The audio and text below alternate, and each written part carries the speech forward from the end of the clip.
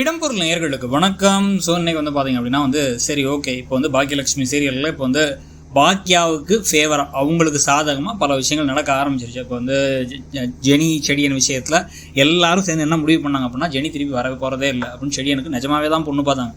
அப்புறம் இப்போ கடைசியில் வாய்க்கூசாமல் நான் இப்படிலாம் பண்ணாதான் நீ கூட்டு வருவேன்னு சொல்லிட்டு விட்டேன் பாக்கியா அப்படின்னு சொல்லிட்டு வாய்க்கூசாமல் போய் பேசுனுங்கிறாங்கன்னு வச்சுங்க. அது வேறு விஷயம்.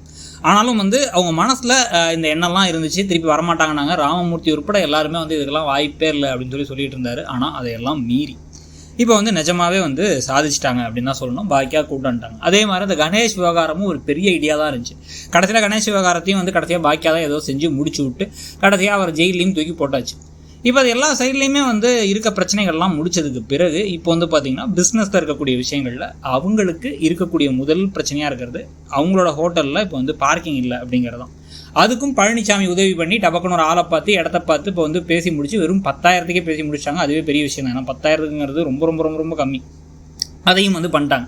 ஸோ இப்போ அந்த சைட்லேயும் முடிஞ்சிச்சு. இப்போ இன்னொரு விஷயமா நமக்கு உறுத்திக்கிட்டே இருந்தது என்னென்னா கோபி ஓவர் ஆட்டம் ஆடிக்கிட்டு இருந்தார். அப்படியே அவரோட ஷெஃப் அப்படி சொன்னார், ஷெஃப் இப்படி பண்ணார், ஷெஃப் சூப்பராக சமைச்சார். இதுக்கப்புறம் எங்களுக்கு அப்படியே ஆர்டர் மேலே ஆர்டராக குவிஞ்சிக்கிட்டு இருக்கு. இப்போ தான் பிஸ்னஸ் ஆரம்பித்தேன், 3 நாள்லேயே எனக்கு நல்ல லாபம், நீ எல்லாம் இத்தனை நாளாக என்னத்தை சமைச்ச அப்படின்னு சொல்லிட்டு ஓவர் பேசிக்கிட்டு இருந்தார். அதுக்கும் ஒரு ஆப்பை கொடுத்து நோஸ் கட் பண்ணி விட்டாச்சு.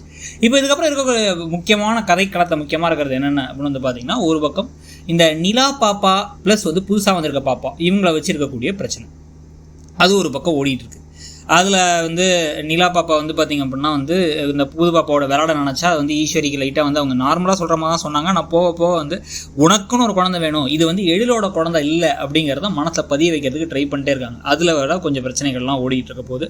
இதை தாண்டி பாக்கியாவுக்கும் பழனிசாமிக்கும் கல்யாணம் அப்படிங்கிற மாதிரி ஒரு டாக்கை இப்போ ஆல்ரெடி முதல்ல செல்வி ஆரம்பித்தாங்க. இப்போ எழில்கிட்டையும் வந்துருச்சு. ஏற்கனவே இந்த பாட்டி நடுவில் ஒரு தடவை யோசிச்சாங்க.